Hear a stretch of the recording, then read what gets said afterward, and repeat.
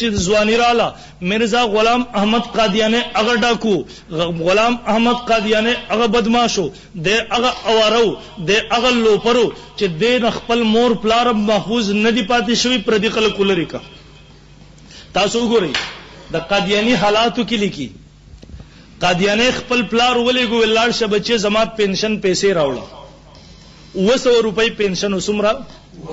دغه ورځ کې به 15 روپۍ ماهانه تنخواه و. قادیانی سره ملګری ور سره دی التلاړه د اغه زینې د پلار پنشن اصول کو 200 روپۍ د لاړو یو بل طرف ته چې کله هغه 200 روپۍ ختم کړي بیا شرب نه کور ته نشو راتله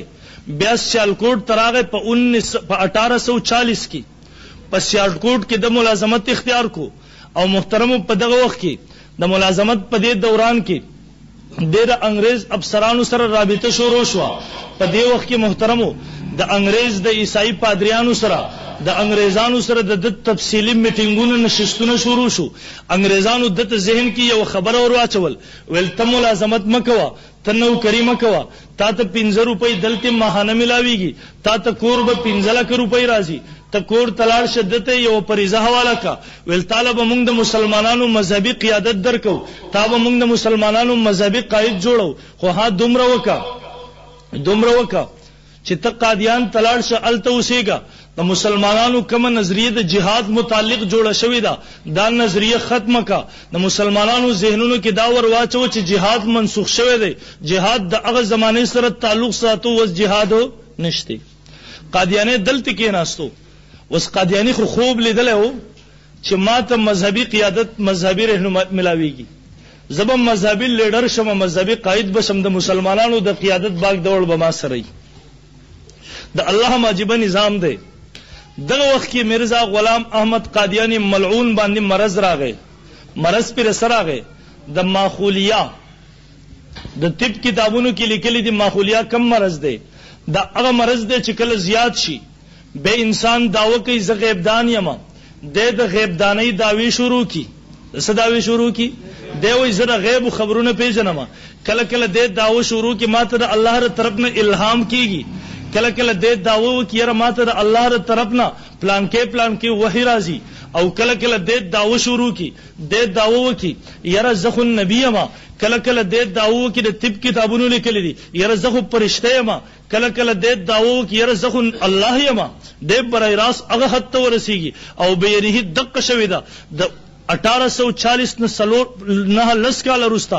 مرزا غلام احمد قادیانی په خپل کتاب کشتی نوح 47 باندې لیکي مرزا قادیانی زما ظلم نه غواړي زنن دام نشم کوله چې مسلمانانو په دغه مهذب مجلس کې ز په دغه مهذب معاشره کې چې ما پټکي والا د سپینه جامه می اغوسترا چې زه هغه الفاظ را نقل کما ها نقل کوپر نه باشد د کوپر نقل کول دا کوپر نه زره نقل کوپر نه باشد په بنیاد باندې د مرزا غلام احمد قادیانی ملعون حواله بنقل کم.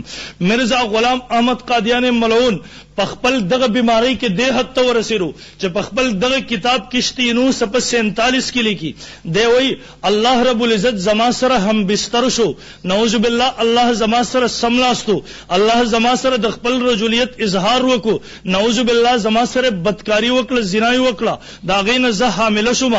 دی وای لس میاشتې پس زما حمل راغی بیا د الله تر طرف نه ماته حکم وشو لاړ ش پلان کیږي تا التر زلاړما د کجوري یو ونوا ما ته وای د دې لاندې ودرېګا زره دې لاندې ودرېدم ما ته حکم وشو غس خپل زور ورکا ما غس خپل زور ورکو پاغي باندې ودرېدم دی وای ز په خپل د خپل ځان نه پیدا شوم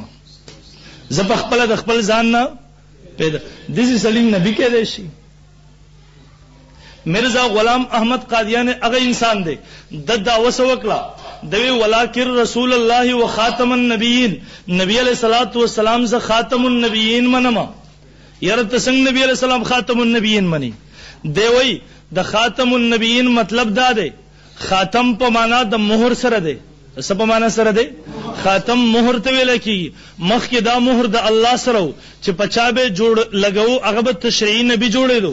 وزدا مور الله رب العزت نبی علیہ السلام لور کړه دي. سو کم انسان چې د نبی علیہ السلام اتباع زیات وکي، کم انسان چې د محمد رسول الله اطاعت زیات وکي، دا انسان په دې سره هغه مهر په نبی علیہ السلام لګي، هغه مهر په لګيږي، په دې سره د نبی جوړيږي. مونږ جواب ورکو، جوابات نه کوم، صرف د مرزا د خپل ټیم مناسب خبره کوم. مرزا غلام احمد قادیانی ملعون له زموږ علماء جواب ورکو، ویل اے ملعونه ته چې کومه دا دعوه کې ما د محمد رسول الله اتباع اطاعت دومره زیات وکړو چې راغې د وجنه ماته نبوت